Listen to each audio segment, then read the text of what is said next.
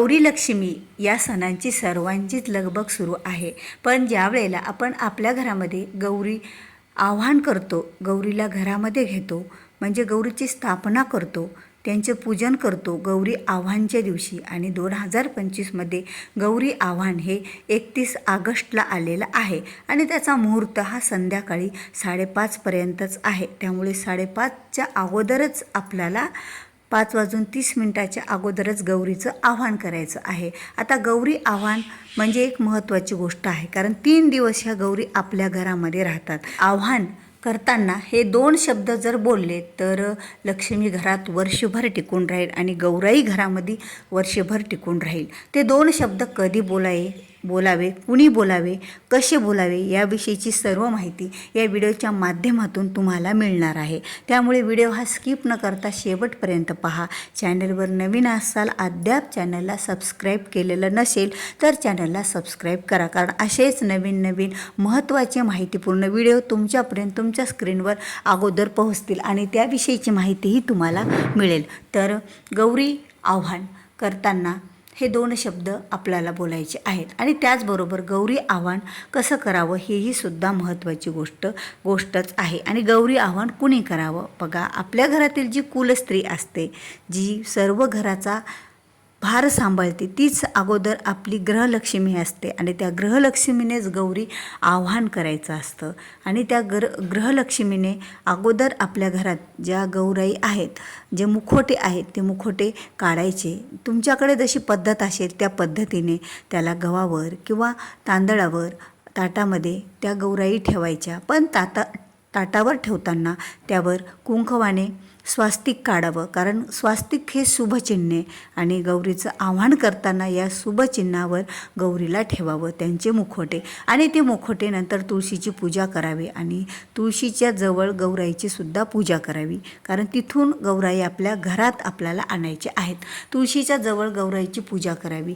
पूजा गौराईची झाल्याच्या नंतर बघा, तिथे गौराईला नैवेद्य दाखवायचा नसतो. तुळस मातीची पूजा करायची, तुळस मातीला खडीसाखर दाखवायची, पण गौराईची पूजा करून गौराईला आपल्याला आत घ्यायचं असतं. त्यामुळे गौराईची पूजा ही आतच झाली पाहिजे घराच्या मध्ये. तर आता गौराई पूजा करताना अगोदर त्या गौराई आहेत, जो कोणी ती गौराई घेऊन येणार आहे त्या महिलेचं म्हणजे दरोजावर कुणीतरी घरातल्या व्यक्तीने तिचं स्वागत करावं, त्यांना हळदी कुंकू लावावं आणि नंतर गौराई ह्या घरात आणताना हा मंत्र म्हणावा.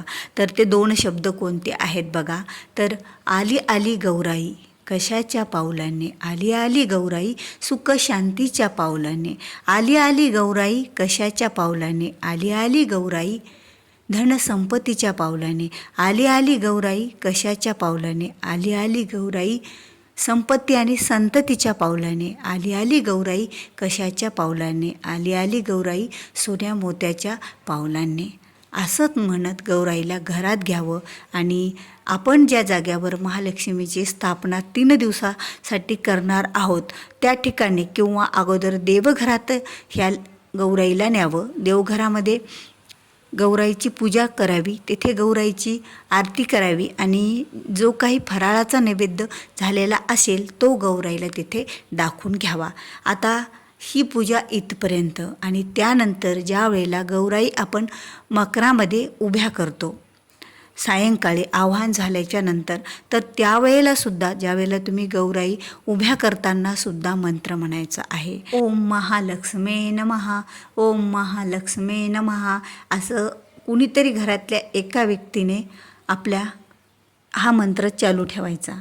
आणि त्यानंतर महालक्ष्मी आपण आपल्या मकरामध्ये स्टँडवर उभ्या करतो, त्यांना साड्या दागिने सर्व त्यांचा साज करतो, त्यांना सजवतो. तोपर्यंत घरातील एका व्यक्तीने हा मंत्र सतत म्हणत राहायचा.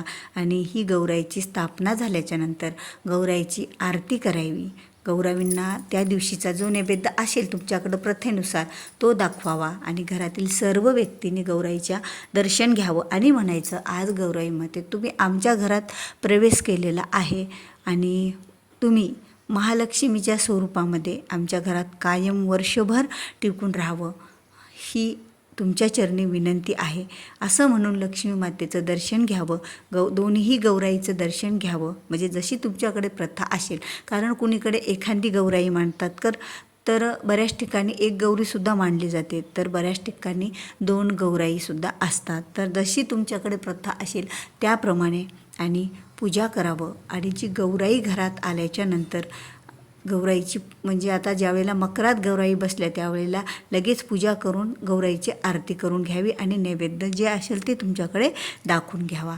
कारण असा गौराईचा मानसन्मान करावा आणि घरात येताना आणि त्यांना मकरामध्ये उभा करतानासुद्धा हा एक मंत्र म्हणावा. यामुळे गौराईच्या स्वरूपातली लक्ष्मी माता आपल्या घरात वर्षभर टिकून राहील. कारण ही माहेरवाशी नसते, 3 दिवसासाठी आलेली पाहुणी असते आणि ती लगेच जाते, पण तिचा वास ही घरात अखंड नांदेल.